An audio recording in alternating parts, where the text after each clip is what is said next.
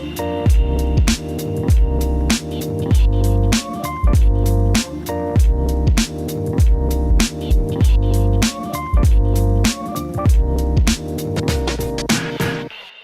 qualitatif et le quantitatif sortir du cercle. Bonjour Michel Vol. Bonjour Jean-Philippe Denis. Michel Vol, président de l'Institut de l'économie. Vous êtes ancien élève de l'École Polytechnique, de l'ENSAE, et vous avez été à l'INSEE et consultant pour les très grandes entreprises françaises sur les questions d'informatisation notamment. J'ai juste ? Oui, tout à fait. Qualitatif et quantitatif. Là, ce sont des questions de méthode, là. Hein. On a une vision comme quoi, en gros, le quanti, ce serait sérieux. Voilà. Le quali... négligeable. Et vous nous dites, attention. Je dis attention parce que si on regarde l'histoire de la statistique, on se rend compte que tous les progrès du quantitatif ont été précédés par une étape qualitative. Car enfin, pour se mettre à observer un phénomène économique, il faut avoir décidé que ce phénomène avait de l'importance. Et dire ça c'est important, ça n'est pas important. Et donc distinguer ce qu'on va observer de ce que l'on n'observe pas, c'est déjà du qualitatif. En outre, quand on veut aborder un domaine nouveau, il faut définir les concepts, les codages qui vont structurer l'information. Et ça aussi c'est du qualitatif. Pour définir des concepts pertinents pour observer, par exemple, l'industrie, les choses ont évolué dans le temps. On n'observait pas l'industrie de la même façon à la fin du XVIIIe siècle, pendant le XIXe siècle et au XXe siècle. Hein. Les nomenclatures industrielles ont évolué. On classait les industries d'abord par la matière première qu'elles utilisaient. Donc vous avez les produits minéraux, produits végétaux, produits animaux. Ce qui fait que d'ailleurs le textile était séparé en deux, puisque la laine c'est un produit animal et le coton c'est un produit végétal. Au XIXe siècle, on a classé plutôt par la ressemblance des produits, parce qu'au moment du libre-échange, il fallait que les douaniers puissent s'y retrouver. Donc on a mis tous les véhicules ensemble, ce qui fait d'ailleurs que dans une époque encore récente, dans les nomenclatures douanières, les chars de combat et les poussettes pour bébés étaient classés ensemble, parce qu'il y a des roues, d'accord ? Bon, et à la fin du XIXe siècle, on a classé selon la similitude des techniques utilisées, parce qu'à cette époque-là, les entreprises investissaient énormément, et une fois qu'elles avaient les machines, elles essayaient de faire tout ce qu'on pouvait faire avec les machines.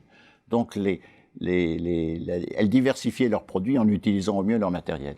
Et puis, après la guerre de 40, on a classé les entreprises selon la proximité, la répartition statistique de leurs activités, selon qu'elles se ressemblaient par la répartition de leurs activités. Et en fait, quand on regarde pourquoi on a fait ça, c'est parce qu'on voulait rassembler les données physiques et les données financières et ne pas découper trop les entreprises pour que le raisonnement puisse embrasser les deux dimensions. Donc, si vous voulez, à chaque époque historique a correspondu un certain regard sur l'économie et une certaine manière de la découper, de découper ces concepts. Mais encore une fois, revenons au cas, ce qui s'est passé vers 1830, lorsque les statisticiens se sont mis à vouloir observer l'industrie, chose qu'ils n'avaient jamais observée auparavant. Eh bien, ils ont fait des monographies. Parce que pour mettre au point les concepts qui vont vous permettre de décrire une population, il faut commencer par regarder les individus. Il n'y a rien de mieux que des études de cas approfondies, évidemment multipliées. Il ne s'agit pas de se limiter à une étude de cas, mais des études de cas approfondies vous permettent de détecter quels sont les concepts qui sont pertinents pour décrire une population. Pour décrire une population, on passe par l'examen approfondi de certains individus. Et là aussi, bien sûr, c'est du qualitatif. Il y a encore autre chose. Lorsqu'on utilise des statistiques, c'est pourquoi? C'est pour arriver à des résultats qualitatifs. On calcule des taux de rentabilité des projets pour dire tel projet est rentable, tel projet n'est pas rentable. Hein? On fait des comparaisons entre les pays pour dire tel pays est plutôt plus à l'aise que tel autre, tel pays a une population plus importante que tel autre, la démographie de tel pays va plus vite que la démographie de tel autre. On arrive toujours à des débouchés qualitatifs.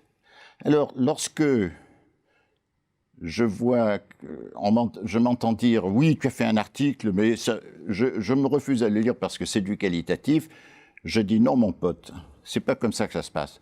Je suis en train de regarder un territoire que la statistique n'éclaire pas encore. Vous connaissez l'histoire du gars qui cherche ses clés sous le réverbère. Bon, hein, voilà. Eh bien, moi, je vais chercher... Mais vous pouvez la raconter quand même. Bon, ben, le gars, hein, il cherche ses clés sous le réverbère, et puis un type arrive et lui dit c'est là que vous les avez perdues, vos clés. Il dit non, mais là, au moins, j'y vois clair. Bon. Eh bien, je pense qu'il y a des moments dans l'histoire où il faut accepter d'aller chercher dans l'obscurité, c'est-à-dire là où il n'y a pas de quantitatif, là où on est privé effectivement des apports du quantitatif au raisonnement, et parce qu'on est dans cette étape de l'histoire où c'est du qualitatif dont on a besoin pour comprendre. Et puis, je vous dirais aussi, quand on regarde l'économie informatisée, j'ai pas besoin de statistiques et j'ai pas besoin d'économétrie, encore moins, pour dire que la fonction de production des logiciels est un rendement croissant, hein, puisque le coût marginal est nul. Bon. Et il en est de même d'ailleurs pour la microélectronique. Bon. Et j'ai pas besoin non plus de beaucoup de statistiques pour en tirer les conséquences. Là où par contre j'aurais grand besoin de statistiques, et elles nous manquent terriblement, c'est sur l'informatisation des entreprises, c'est-à-dire sur leur système d'information. Qu'est-ce qui se passe dans les entreprises? Quand les experts vont dans... Je discute avec les experts, puis j'en suis un. Bon. Donc on est tous à peu près d'accord sur le diagnostic. La plupart des entreprises sont épouvantablement mal informatisées.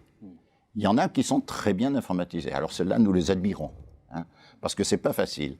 Mais la plupart sont mal informées. Donc nous avons des diagnostics. Bon.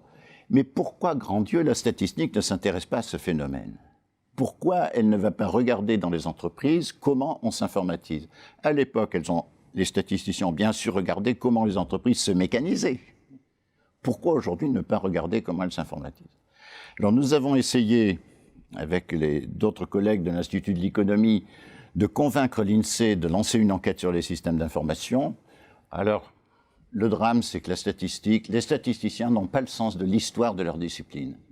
Hein, ils font tourner les usines comme elles tournent tous les jours, si vous voulez. Hein. Et on nous a opposé les difficultés de la discussion budgétaire. Vous voyez, ce qui était vraiment bureaucratique et complètement hors sujet. Voilà, donc nous en sommes là. Nous en sommes devant un espace que le réverbère n'éclaire pas, dans lequel il faut trouver sa clé. Hein, et nous nous retrouvons avec une institution statistique qui, pour le moment, oppose des objections budgétaires au besoin d'explorer ce territoire obscur. Bon, espérons que la contrainte se lève. On rappellera ce qui est parfois un commentaire formulé à l'occasion de jurys de thèse ou d'évaluation d'articles académiques. C'est souvent pas très gentil. C'est de dire déchets à l'entrée, ordures à la sortie.